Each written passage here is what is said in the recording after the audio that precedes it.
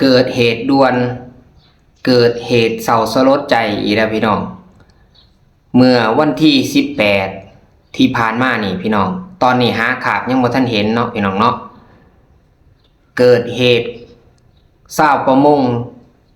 ก็คือชาวบ้านท่าคอเมืองโขงแข็งจังหวัดสระพี่น้องตกน้ำเสียชีวิตพี่น้องจมน้ำคลอดประเพงตอนนี้หาขาบบ่ทันพอเนาะพี่น้องเนาะหาขาบบ่ทันพอขอแสดงความเสียใจกับครอบครัวที่เพิ่นได้สูญเสียเนาะปาวร้อนขอแสดงความเสียใจนำหลายๆเลยพี่น้องเด้อกับครอบครัวที่ได้สูญเสียเนาะพี่น้องเนาะกับเหตุการณ์ครั้งนี้เนาะพี่น้องเนาะสบายดีพ่อแม่พี่น้องสดใหม่ๆเนาะวันที่18ที่ผ่านมานี่เนาะเกิดเหตุชาวประมงเมืองโขงก็คือชาวบ้านท่าคอพี่น้องตอนนี้หาขาบ่ทันเห็นเนาะพี่น้องเนาะก็คือเกิดเหตุตกน้ำหรือว่าจมน้ำเสียชีวิตพี่น้องความเป็นจริงแล้วก็บ่แม่นตกน้ำหรอกบ่แม่นว่าตั้งเจตนาว่าไปตกน้ำแล้วเสียชีวิตแท้จริงแล้วอันนั้นแม่นหาปลาพี่น้องหาปลาก็เหตุการณ์ตามเรื่องหลายๆคนที่ลงพื้นที่เนาะพี่น้องลงพื้นที่หลายๆคนไอ้น้องนะไอ้น้องคนหูจักกันเนาะเพิ่นลงพื้นที่เห็นหลายคนหลายทานก็เว้าในลักษณะแบบนี้เนาะเดี๋ยวบ่าวร้อนสิสรุปให้ฟังพี่น้องก็คือมีละบ่าวกับร้านเคยประมาณนี้เนาะพี่น้องถ้าบ่าวร้อนเว้าผิดก็ขออภัยนำเด้อ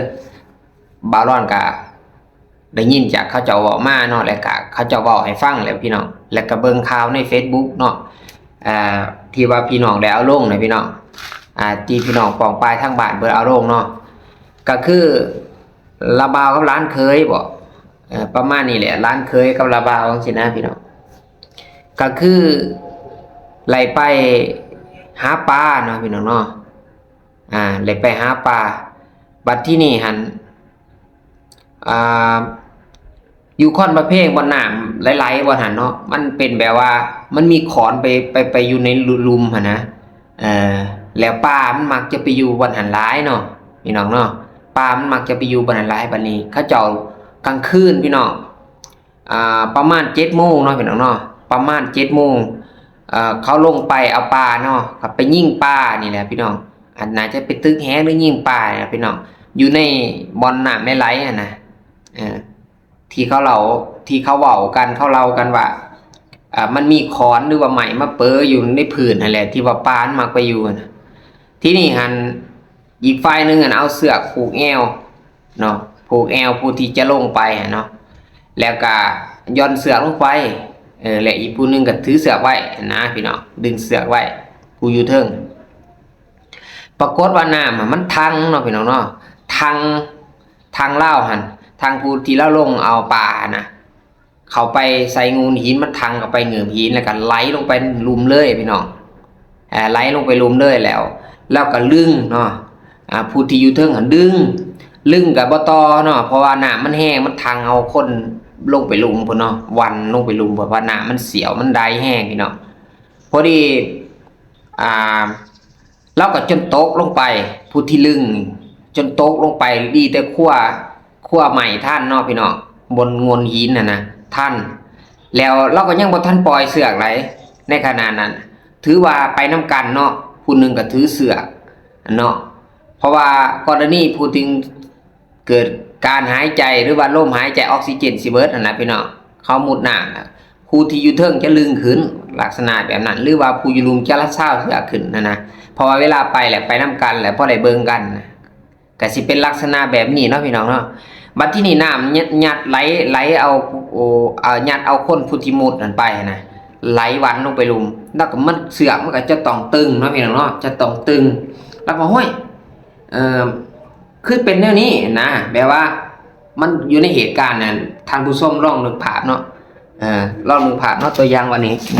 นี่คือเสือกเนาะมัดแอวอีกผู้นึงดึงได้เนาะน้ำมันไหลลงไปมันดึงจะได้คือดึงบ่ไหลเนาะพี่น้องเนาะดึงแล้วมันไหลลงไปแห้งมันไหลลงไปแห้งแล้วดึง บัดนี้เราก็ดึงบ่ทอบ่ทนได้มันหนามแห้งมันไหลเนาะเพราะว่าเสือกบ่ทันขาดเพราะว่าต่อมาเสือกแม่นเสือกขาดเนาะพี่น้องเนาะลึงพอดีเราก็ตกลงไปน้ำนำพอดีคั่วเอาใหม่มันมีกระตอใหม่หรือว่ามีงูหนีเนาะคั่วไว้ท่านลึงแล้วบ่แม่นปล่อยเลยตั้งใจปล่อยเลยลึงจนเสือกขาดคามือพี่น้องเสือกนี่ปรากฏว่าขาดคามือได้เสือกคาว่ามาเพราะว่าเสือกขาดไปแล้วพี่น้องอาจจะไปรับกับหินกับหยังหรือว่ามันฟอแล้วก็มันก็ขาดไปเนาะพี่น้องเนาะน้ำมันแห้งนะผู้ที่เฮ็ดให้ผู้ที่มุดน้ำลังกาวมันเสียชีวิตได้พี่น้องคาดว่าน่าจะเสียชีวิตแล้วเพราะว่าบ่เห็น2 วันนะพี่น้องเพิ่นกำลังพากันติดตามนำหาอยู่พี่น้องเพราะว่าข่าวไปทั้งหางรอนสลัมเนาะเบิ่นข้ามมีหยังพุ่นนะแต่ว่าผู้อยู่กองเขื่อนเนาะพี่น้องเนาะถ้าว่าเห็นขาดศพเพิ่นก็ติดต่อมาทางพี่น้องเพิ่นแน่หรือว่าติดต่อมาทางเจ้าหน้าที่หรือว่านายบ้านหรือว่าพ่อบ้านเนาะกำนันน่ะแล้วว่าซะให้รับผู้รับทราบแน่เนาะรับทราบเพราะว่าสิได้ไปเมียนข้ามอาบศพหรือว่าไปเอาศพมาเนาะพี่น้องเนาะเพราะว่าไปเห็น2 วันแล้วพี่น้องเอากะเหตุการณ์มันก็เกิดขึ้นคือลังกาวเนาะพี่น้องเนาะหลายคนกะไหลไปเบิ่งฮอดสถานที่พี่น้องป้องป้ายก็หลายคนไปนำหาขาบหาศพที่ว่าได้จมน้ำมาแล้วเนาะก็ถือว่าระบาวเพิ่นก็ที่ว่าเห็นกับหูกับตานั่นเนาะเพราะว่าไปนํกันเนาะว่าเหตุการณ์เป็นแนวใดเพิ่นนั่นแหละเวลาเพิ่นมาเว้าจักสิจ้าแจงที่สุดเนาะพี่น้องเนาะเดี๋ยวสิบอกให้ฟังว่าเพิ่นซื้อหยังเนาะผมเพิ่นเสียเนาะก็คือวันที่18นี้เนาะอ่านตามอ้ายเพิ่นอ้ายนุ่มคอนเพลงเพิ่นเว้านี่เนาะเดือน2 2026เนาะในเวลา 7:00 นด้วยพี่น้องเด้อในเวลา 7:00 นผู้ข้อหายนี่แม่นเฒ่าอึ้งพี่น้องเฒ่าอึ้งสว่างสีนามสกุลเพิ่นแม่นสว่างสีเนาะพี่น้องเฒ่าอึ้งนามสกุลแม่นสว่างสียังบ่ทันหูชะตากรรมเถื่อเนาะขอแสดงความเสียใจกับครอบครัวที่สูญเสียหรือว่าที่ถูกข้อหายเนาะจากที่ว่าเสียคนที่ฮักหรือว่าเสียสมาชิกในครอบครัวไปเนาะตอนนี้หาขาบยังบ่ทันเห็นเนาะพี่น้องเนี่ยนี่กันนี่เนาะคือหูเพิ่นเนาะพี่น้องเนาะนี่เรื่องหูเพิ่นเด้อพี่น้องเด้อหูผู้เพิ่นเสียชีวิตนี่แม่นผู้นี้เนาะผู้เพิ่นจมน้ำนะพี่น้องนี่เด้อพี่น้องเด้อนี่เนาะนี่ที่เพิ่นมุดน้ำนะพี่น้องเพิ่นเป็นเคยพี่น้องเป็นเคยมาอยู่บ้านนั่นมาอยู่บ้านทักคอเนาะหรือว่าบ้านที่ติดกับน้ำตกตาดค่อนประเพ่งอะไรพี่น้องไปหาอยู่หากินพี่น้องเอ้ยอาชีวิตเจ้าประมงเนาะพี่น้องเนาะแต่ว่าน้ำมันไหลมันเสียวแล้วพี่น้องเอ้ยเหตุการณ์นี้มันก็เกิดขึ้นได้เนาะพี่น้องเนาะเดี๋ยวข้าพเจ้าจะเอาคลิปขึ้นให้เบิ่งเนาะพี่น้องเนาะว่าเหตุการณ์เพิ่นก็คือไอ้ซักเนาะไอ้ซักลาเพิ่นก็ลงไปหอดทีเนาะแล้วก็ไปสอบถามผู้อยู่ในเหตุการณ์หรือว่าสอบถามคนในบ้านนั้นที่ว่าเขากำลังไปค้นหาร่างผู้เสียชีวิตหรือว่าจมน้ำไปเนาะ เขาสิเล่าเหตุการณ์ให้ฟังว่าเรื่องราวมันเป็นแนวไรเนาะพี่น้องเนาะเบิ่งคลิปนี้เลยพี่น้องสวัสดีทุกคนตอนนี้ขออยู่ที่น้ำตกคนประเพงเนาะที่เราไต่แต่ว่ามันมีข่าวเศร้าที่เราเรื่องสู่ทุกคนฟังเพราะว่าเกิดเหตุการณ์บุคคลที่นะทุกคนนี่เมื่อวันที่18ที่ผ่านมานี่มีชาวประมงหรือว่าผู้หาปลานี่และมาหาปลาอยู่บริเวณนี้เนาะได้เกิดเหตุการณ์เลยว่าอันลงไปมุดปลาบ่คนที่มุดบ่คนที่มุดมาไปคนที่มาน้ำกันกับมาคนเดียวนี่ผมมีใครมาเขาลงน้ำหาสับคือว่าผู้นึงยืนอยู่ทึ่งอยู่ที่นี่แล้วก็ผู้นึงลงไปมุดจุลุมแม่หลังจากนั้นแล้วน้ำเนี่ยพัดเอาเราไปน้ำพัดก็ตกวันนี้ผู้ลึงบ่อยู่ผู้ดึงที่เดียวเขาลงน้ำบ้างนี่คือผู้ใดรักโอ้คือว่าลงไปนี่ให้มุ้ยลึงไว้แล้วเรามุดเนาะมุดแล้ววันนี้เราน้ำลึงไปพุ่นเลยมอลึงบ่อยู่ต้องลึงเฮ้ยเราไหลไปเลยน้ำเหว ว่าผู้ดึงบ่ บ่ผู้มุดหันไหลไปเลยบ่ ไหลไปเรื่องของผู้เนาะโอ้กระต้องของผู้เนาะนี่มันไปได้รับจากรับ โอ้ผู้นี้ก็ตัวนํกันบ่นี่ แม่ผู้ดึงกระต้องก็ปาก แต่ว่าผู้ลึกนี่รอดเนาะ ผู้ดึงรอด ผู้มุดมันไปเลย ไปเลย โอ้ขอแสดงความเสียใจนะเพื่อนคือว่าตอนนี้ก็ขอยังมาติดตามสถานการณ์เนาะเพราะว่าผู้ที่ลงมุดน้ำมันนะมุดน้ำเนี่ยจะมาใส่เสื้อผู้หนึงดึงอยู่เถิงผู้หนึงลงไปมุดจุลุมท่านมุดจุลุมแล้วบัดนี้อันน่ะเฮ็ดให้น้ามันพัดผู้จุลุมหันไหลออกไปนอกพุ้นแต่ผู้อยู่เถิงนี่บ่สามารถดึงเราไว้ไหลนะเหตุการณ์ร่างกายเฮ็ดให้เสื้อหันหลุดมือแล้วผู้นั้นไหลไปเลยแล้วก็ผู้ที่ดึงเนี่ยก็ตกน้ำไปกันแต่ว่าเราหันไปก่อรักทัดเนาะไปก่อหินในทัดเนาะก่อบริเวณเนาะ ไปละเลยจากต่อดึงเสือกขาดข้ามือได้มากขึ้นอยู่ได้เสือกครึ่ง โอ้ลึกเสื้อขาดป่ะ ได้ครึ่งนึงได้เสือก โอ้ พวกเป็นแก่ปล่อยแล้วไล่มากขึ้น ดึงเสื้อขาดข้ามือเนาะนี่ เสือกเขาเสือกแห้งๆตัวนี้ ทีมงานพ่อแม่ก็ส่วนเพิ่นมากำลังมาตามสถานการณ์ครับพี่น้องๆมาหาซอยกัดมาซะเบิ่งสถานการณ์เป็นไม่ได้นี่มันก็เลยมา2วันเนาะที่18นี่วันที่20เนาะมันก็ผ่านมามื้อนึงนี่มื้อที่2หน่อยเนาะ แม่ อ๋อแต่ว่าตอนนี้บ่ทันฮู้ชะตากรรมของเพิ่นว่าเป็นจังไดมาจังไดเนาะบ่ทันเห็น เฮ้ยเสือก คือว่าติดตามกันทุกคนเนาะสิอัปเดตไปทางช่อง YouTube ให้พี่น้องได้เห็นกัน โดยนั่นก็คือคลิปที่ว่าบาวรอดในเอาขึ้นให้เบิ่งเนาะก็คือไอ้ซักลาเพิ่นไปฮอดสถานที่เนาะแล้วก็เลยไปสอบถามรายละเอียดว่าสาเหตุต้นเหตุในการตกครั้งนี้เนาะมันเป็นแนวไรเนาะพี่น้องเนาะแล้วก็ยังมีอ้ายหนุ่มคอนบะเพลงเองเนาะถึงเราอยู่กับบ้านนั่นเองที่เราเอาลงเฟซเนาะแล้วเราก็เล่าเหตุการณ์ว่า4จุดว่าตกอยู่จุดใดเนาะแล้วก็มีเจ้าหน้าที่ก็ไปตรวจสอบเหตุการณ์เนาะว่าสาเหตุเกิดจากหยังเนาะแล้วก็เป็นแนวไรเนาะลงพื้นที่ไปติดตามเนาะเหตุการณ์เนาะพี่น้องเนาะเดี๋ยวบ่าวรอดเอาขึ้นให้เบิ่งเนาะคือตามนี้เลยพี่น้อง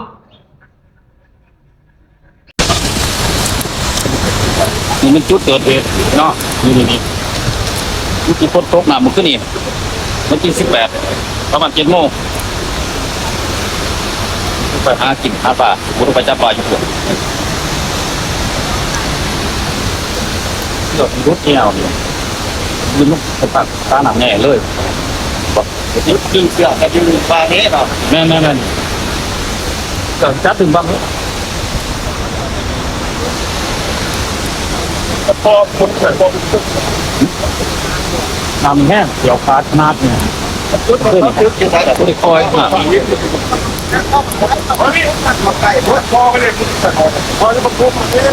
นกี่เลยนี่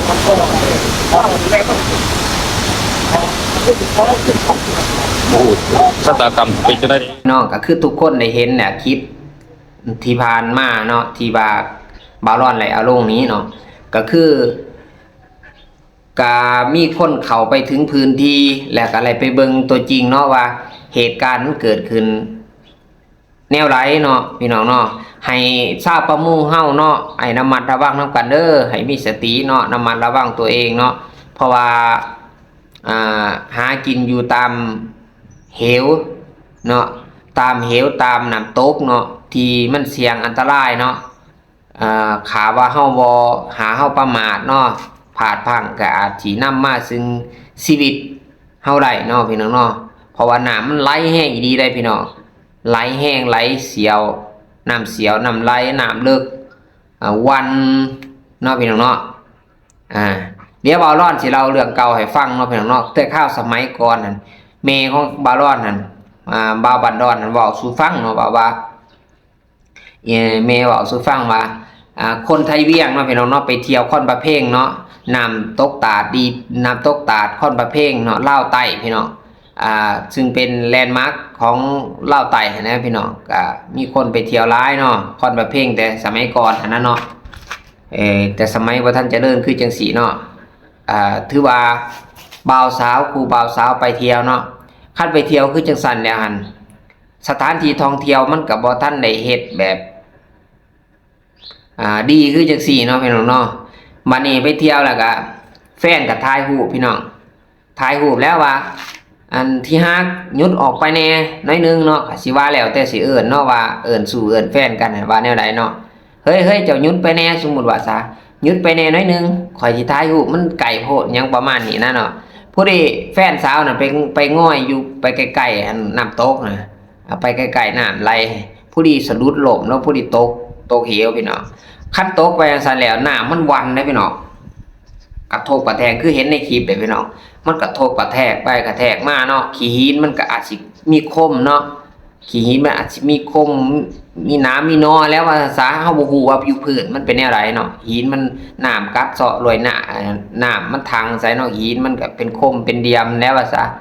เห็นเพราะว่าแฟนเพิ่นหันใส่ทองเนาะใส่คำในคอเนาะเวลาตกลงไปนะพี่น้องตกลงไปสังเกตว่าแฟนหนุ่มหันสิโหลดน้ำเนาะบังเอิญหมู่มานํกันเนาะหมู่มานํกันแล่นไปจับเอาไว้ผู้ชายฝ่ายชายหันไว้ท่านเนาะบ่ให้โหลดน้ำแฟนสาวเนาะเพราะว่าเสียใจแห้งนะเห็นแฟนสาวตกแล้วสิโหลดน้ำเนาะพี่น้องเนาะแต่ว่าสังเกตไปวาบแรกทำอิฐเห็นเลือดพุ่งขึ้นมาเนาะ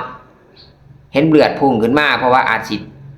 ต้นโตอาจจะสิไปกระแทกใส่หินเนาะพี่น้องเนาะอยู่รูปมันเนาะเพราะหน้ามันทังมันกระโศกแห้งนะแล้วก็สังเกตข้ามในข้อมันจะเหลื่อมในหนึ่งสีเห็นเหลื่อมในหนึ่งไปถือกับหนามเนาะพอหนามมันจะใสแห้งนะพี่น้องมันใสแห้งแต่ว่าอันบันเนกันแนมเห็นข้ามเหลื่อมแม่หน่อยหนึ่งเนาะพี่น้องเนาะวาดในตาในหนึ่งเสียววินาที2-3 นาทีเท่านั้นได้และกระโบเห็นเลยมิดไปเลยพี่น้องเพราะฉะนั้นมันเป็นแบบคล้ายๆมีอาถรรพ์นะพี่น้องสิว่าในไรว่ามันเป็นสถานที่ที่เสี่ยงอันตรายนะพี่น้องเพิ่นจะเขียนป้ายบอกบางบอนเขียนบอกว่าเขตอันตรายห้ามลงเล่นห้ามไปใกล้ไปยังสินะเพราะว่ามันอันตรายเนาะพี่น้องเนาะเพราะฉะนั้นแล้วบ่ควรไปอยู่ใกล้พี่น้องระมัดระวังโดยเฉพาะคนต่างเขตต่างแข้งต่างบอนเนาะไปเที่ยวเนาะอย่าไปใกล้ถ้าว่าบ่แม่นสถานที่เฮาคุ้นเคยเนาะพี่น้องเนาะบ่แม่นสถานที่ให้ลงเล่นอิหยังประมาณนี้นะเป็นเตเหวเป็นตาดที่ว่ามันมีสุ่มเสี่ยงบอนที่ว่ามันอันตรายนะคันเฮาบ่คุ้นเคยบ่เสียวซ่านเนี่ยกับสถานที่บ่คุ้นเคยแล้วอาจสินำมาซึ่งความเศร้าสลดใจก็เป็นไปได้เนาะพี่น้องเนาะก็คือบาวร้อนเราสู่ฟังแหละว่าครูบ่าวสาวที่ว่าไปเที่ยวเนาะพี่น้องเนาะก็คือเหตุการณ์นี้ขนาดคนอยู่กับพื้นที่เนาะพี่น้องเนาะอยู่กับบ้านตะขอเอง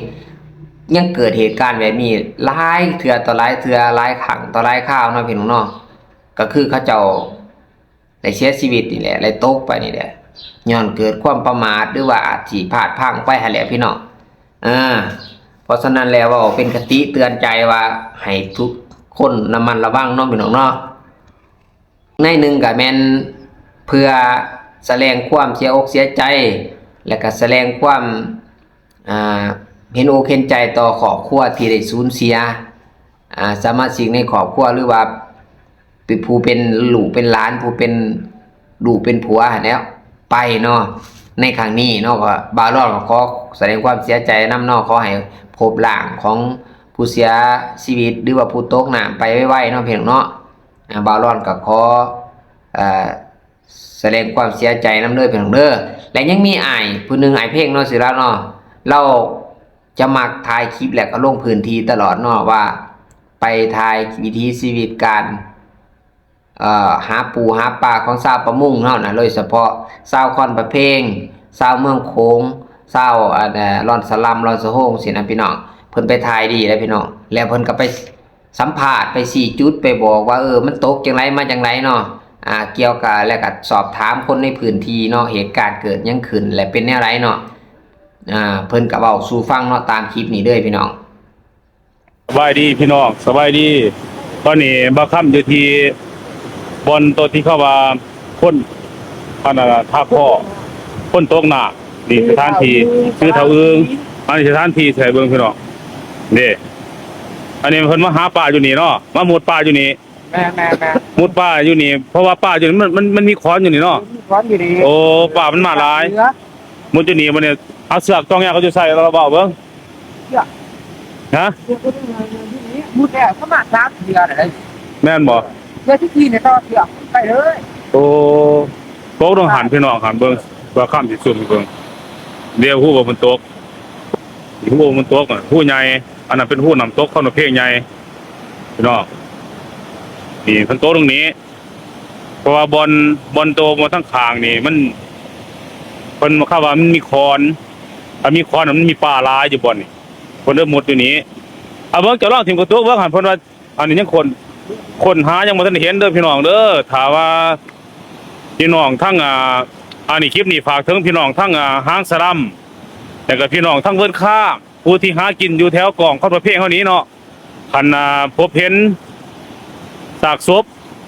แม่นให้ติดต่อมาหานายบ้านทั้งบ้านตาขอเฮานี่เด้อเพราะว่าตอนนี้ยังบ่ทันได้เห็นซากศพนี่ไอ้น้องเพิ่นยังหาอยู่นี่พี่น้องนี่ได้เห็นบ่นี่นี่อ้ายน้องเพิ่นยังมานำหาอยู่นี่สถานที่กับบ่อนนี้ตามที่เพิ่นเว้าสู่ฟังคั่นว่ามุดตรงนี้นี่มุดตรงนี้พี่น้องคันมุดตรงนี้แล้วบัดนี้ผู้มุดหาเสือผูกแนวไว้หลังจากที่เอาเสือผูกแนวไว้หมอผู้ดึงนะผู้ดึงเสือมันยืนอยู่งูหินตัวนี้บัดนี้เพิ่นมุดลงไปหั่นหมอครึ่งเสือนี่ฟงไปจนฮอดมันลักพุ่นได้พี่น้องฟงไปจนฮอดมันลักพุ่นแต่ว่าตามเขาบอกว่าสิแม่นตกลงหันนั่นแหละตามเขาโซกันเห็นว่าเพิ่นกำลังสิร้องกินกระตุกเบิ่งนี่ว่ากระตุกสิไหลไปไสสิไปฮอดไสทีมรถกระตุกยืนถ่ายอยู่พุ่นเนาะทีมกระตุกลงรถนี่เพิ่นกำลังสิร้องเบิ่งว่ากระตุกส่งไปไสนี่อ้ายน้องมานำหาเห็นบ่ไอ้ใหญ่มอนเพิ่นมาหาน้องเคยเพิ่นนี่เพิ่นสิร้องกินนี่โอ้มันต้องแลกเขาหินหั่นก่อนเนาะแลกเขาหินหั่นก่อนเนาะแลกเขาหินก่อนจังลงพุ่นเนาะโอ้เอาคลิปนี้ก็ฝากไว้ซ้ำนี้ก่อนเด้อพี่น้องเด้อคันว่าใครพบเห็นคือว่าคำว่าเด้อพบเห็นซากศพหั่นตามที่ไอ้กี้เราเว้านี่นะว่าสิมีเสือผูกแนวน้ำมีเสือผูกแนวน้ำแล้วก็ในซากศพมันสิมีเสือกน้ำมันซะเพราะว่าเพิ่นเอาเสือผูกแนวจองกันไว้เวลามุดเอาเสือผูกแนววันนี้เสือก็ไปทั้งเสือกว่าซั่นนะเอาคลิปนี้สิฝากไว้ซั่นนี้ขอขอบใจโลยก็คือคลิปที่ผ่านมาที่ว่าบารอนไล่เอาให้เบิ่งเนาะว่าเหตุการณ์นี้ก็ลำรับเหตุการณ์ก็สิประมาณนี้เนาะว่า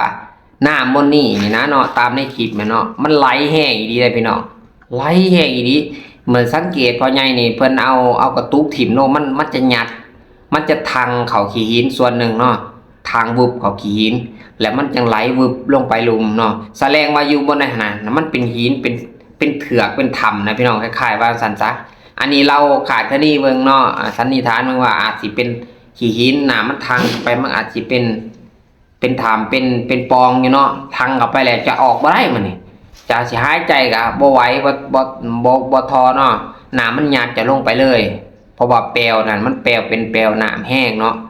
บัดนี้ผู้ลึงคือลึงบ่ตอเนาะพี่น้องเนาะลึงบ่ตอลึงจะได้ก็บ่ตอบัดนี้ความหมายว่าเสือกมันไปสีเอาเนาะไปสีนี่คือเสือกนะพี่น้องนี่คือหินสมมุติว่ามันไปสีเอาหินหลายบ่เถื่อมันก็ขาดปูดเพราะว่าหินมันคมพี่น้องมันก็ขาดปูดออกไรได้พี่น้องได้มันก็ขาดปูดออกไรก็จังเหลือแต่เสือกคามือมาส่วนอีกครึ่งนึงหั่นผูกติดกับโตของผู้จมน้ำให้มันไปน้ำเลยไปน้ำโตของผู้โตจมน้ำเลยเนาะสังเกตถ้าผู้ใดเห็นขาบศพเนาะก็สังเกตว่าทาหรือเสือกบ่หลุดออกจากแอวก็แม่นว่ามีเสือกไปนำเนาะพี่น้องเนาะ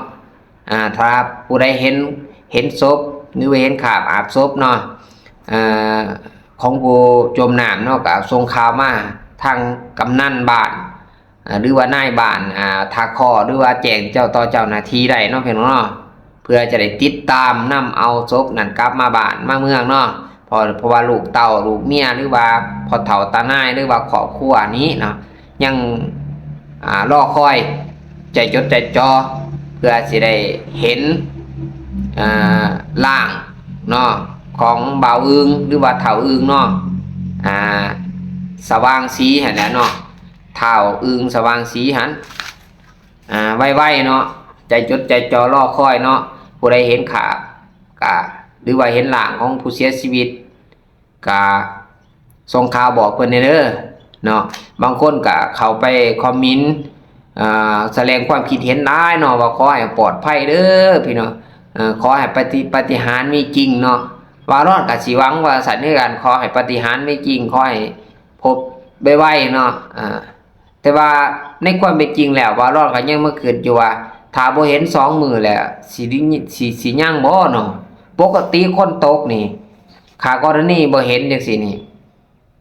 โอกาสรอดก็ยากเลยพี่น้องอันนี้บ่แม่นเว้าแม่นเว้าขอโทษขออภัยหลายๆมีแต่ว่าเฮาทำใจเนาะเฮาทำใจมีแต่ว่าพยายามนำหาคราบหรือว่าหาร่างของผู้จุดตกผู้จมน้ำไปให้แล้วเนาะพี่น้องเนาะว่าสิไปพุดอยู่ไสเนาะสิไปพุดอยู่ไสปกติคนเฮาจมน้ำนี่ประมาณ2วัน3วันพี่น้อง3วัน5-4วันนี่มันขึ้นอืดแล้วก็มันจะฟูเนาะพี่น้องเนาะฟูขึ้นมาเลยพี่น้อง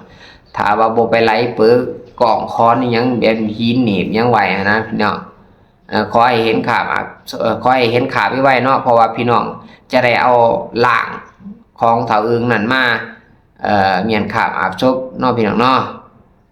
ขอให้ทุกคนเป็นกำลังใจทั้งครอบครัวเพิ่นเด้อพี่น้องเด้อเหตุการณ์คนตกน้ำพี่น้อง